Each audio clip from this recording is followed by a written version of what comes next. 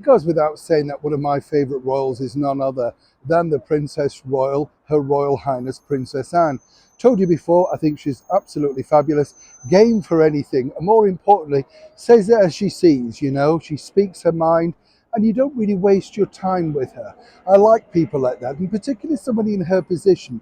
She knows that time is everything, and when she's visiting her charities, she likes to make sure that she gives them the time that they deserve. She really does put the work in, knows a lot about the venture when she turns up, and isn't there really looking for the publicity or indeed, the newsreel sort of footage. She doesn't care whether they turn up or not. She wants there because she wants to help the charity. It's interesting, isn't it, when you think about the Princess Royal? As I've said, I've been lucky enough to meet her on a number of occasions, a lovely lady, very down to earth. So it's amazing to think that this particular one-time royal dared, and I use that word, dared, to rebuttal the opportunity of being assisted in this. As ever, let me explain.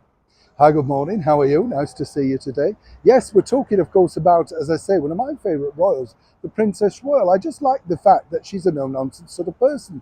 And when you think about it, and this is a very serious topic, actually, she's the sort of person that you could learn a lot from about royal life. You see, I remember way back, the Princess Royal appearing on things like A Question of Sport, which was a mega primetime sports show on BBC One, and it really did get a lot of traction. I mean, royals didn't do that, but she got on very well with a couple of the panelists and, of course, the host, and said, yeah, big fan, why not? I'll come along and do it. And then, of course, she appeared on chat shows like Wogan and now the late Michael Parkinson show, who told me that he did find it quite difficult to interview her because while she said a lot, as he pointed out, she said nothing.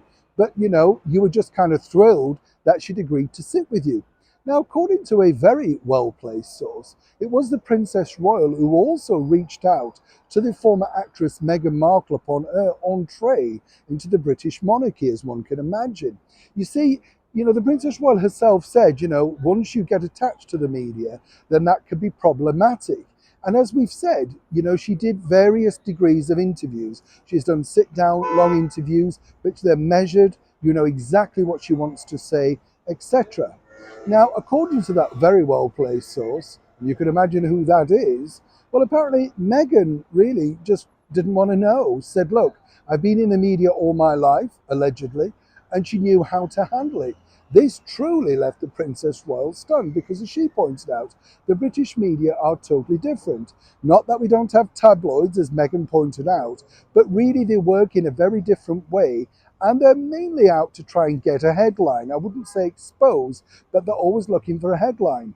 And quite frankly, Meghan just simply didn't want to know. There was no mention of the fact that, well, I've got Harry and he'll protect me. Harry had always had, officers, communication teams around him. So he truly didn't know how the media worked either, despite what he says. But the bottom line is, clearly, whatever people say about Meghan, she had her own line, her own directive, and she certainly did want to go down her own path. And even the offer of assistance for someone as esteemed as, of course, the Princess Royal, Princess Anne, well, that cut no ice either. Neil Sean in the very heart of London.